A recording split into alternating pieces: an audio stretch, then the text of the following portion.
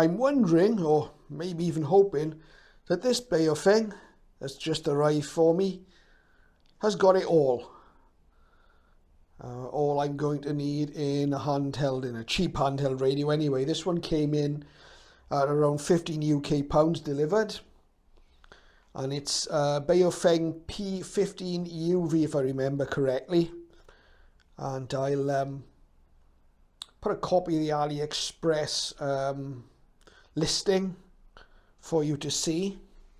Let's just open the box. You can see the box has arrived a little bit battered, but hopefully everything's in one piece. And we'll just open it up.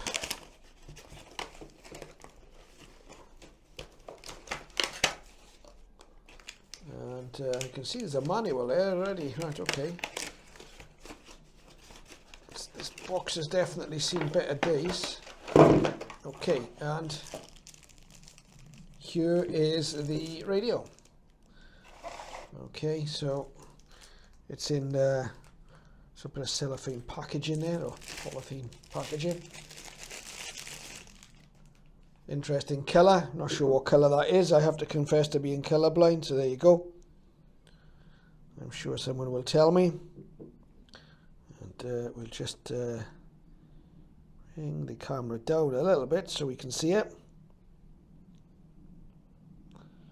Okay, so as I say, P15 UV. We've also got in the box a user's manual.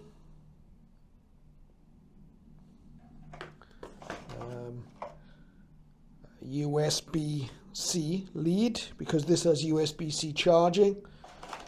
The antenna, of course, just a rubber ducky, as they say. The manual and a belt clip there to go in the back. So that's the unboxing out of the way. So what's special about this? So, well, it's not so much what is special about this, but this has a number of features which I think will make it useful as a handheld. The first one, let's see if there's any charge in it, and as usual there is. It's a monochrome display, okay? None of this colour display nonsense. And the reason I say this, you'll have seen in previous videos, I've got a few colour display Baofengs.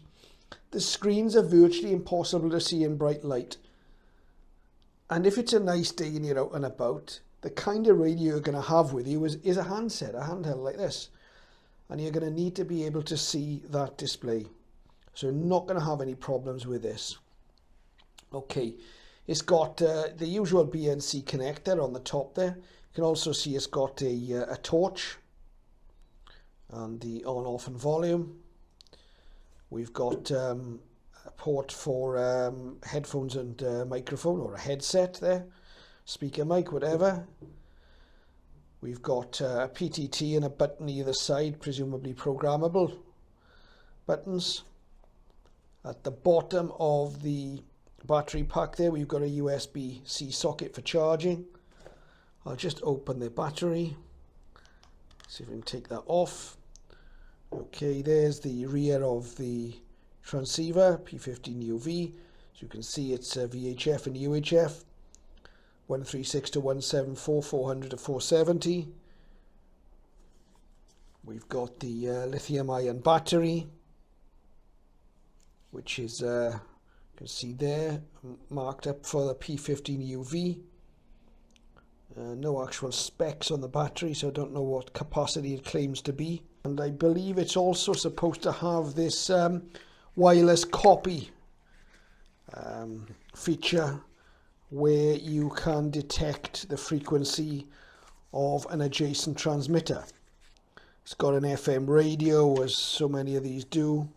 Yeah, it looks like it does have an airband. If you can see, it's showing AM mode there. There's no charging cradle or anything like that with this radio. It's just as well, because I've said this before, all of these Baofeng handhelds seem to have different batteries, even though in a lot of cases I think the inner circuitry of the radio is the same, but they have different battery fitments and therefore different charging cradles. And this is where I think the USB-C charging comes into its own, because you know, it's the same lead as, for example, my mobile phone would use. So you only need one lead and you can charge this quite easily. So that's the initial look. Now that's the P15 UV. I think I've already got programming software for this downloaded. I used it for another one of the Baofengs that I bought with a different model number, but same software. We'll have a look at that. I'll see if we can get some airband frequencies in there and see just how well it works on airband as well as the other bands.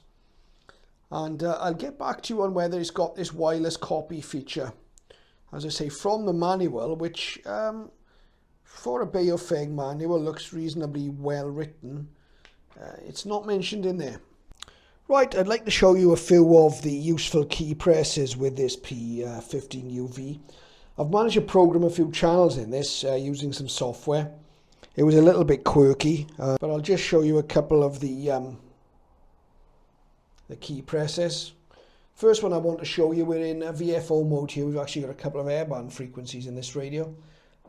If we press and hold the menu key, you see we'll get the bottom VFO which we had selected. We get that into memory mode. If we want to switch between the two VFOs, the bottom and the top one, if we press the red exit key, just a quick press, we're on the top VFO. And again, if we press and hold the if we press and hold the menu key here, okay, we're in a memory channel. So that's the simple one. Okay, we've also got a frequency search option with the radio. I wasn't sure at first whether we had it, but we have. Again, if we go to the exit key here, and if we press and hold the exit key, we're now in search. You'll see it says search UHF. If we press this scan button here, or the hash key, we can switch to VHF search, 200 megahertz search, 350 meg search, and back to UHF. So we leave it in UHF. I've got a little 446 license for UHF handheld here as well. I'll just key that up and we'll see if this radio is going to pick it up, and sure enough it does, 44608. So that's there, and you can hear it keying. So that's the search function. That works well, it works absolutely fine. So we'll just exit that. To go into any of the menu items, obviously you just hit the menu key. If you want to alter, the menu will time out after a few seconds. If we don't do anything, there it goes, it's out. Let's press menu again. Let's say we want to alter the squelch. We press menu to get into the squelch function. We can then step up and down the various selections. So let's have a squelch of 2. We press menu to confirm. That item's flashing. And then we can move on to the next menu item and do the same. Same with high and low power menu. We select low power with the arrow key, low's flashing, menu to confirm, and then we can move on to the next menu item. So that's fairly straightforward. Let's just come out of there. You'll see that if you select an airband frequency, the radio automatically defaults to AM. I don't think it will try and transmit there. No, that's good. Now, whether it will transmit on 220 megahertz, let's have a look. Let's put in a frequency of 2.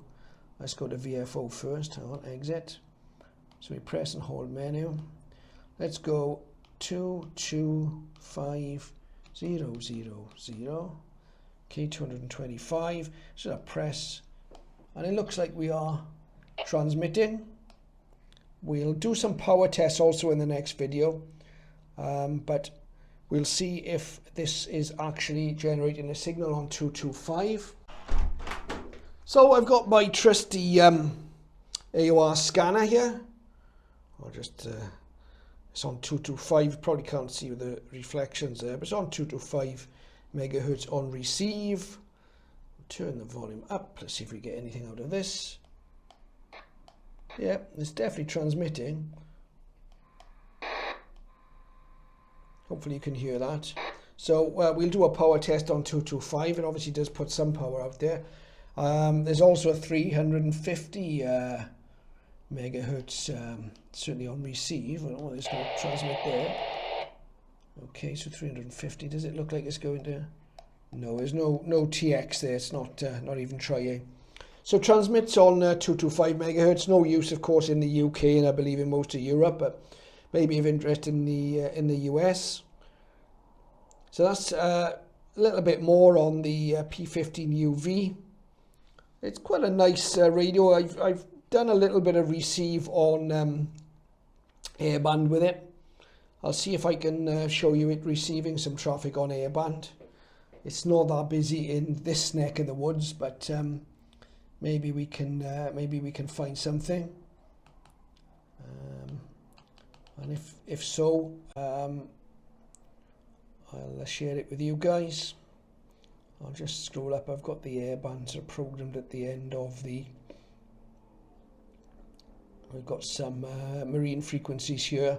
Not much use where I am, but if I take the radio away, somewhere a bit nearer the coast with me, it may be nice to hear. So we'll just see if we can hear any airband. And thank you for watching this little part of the video.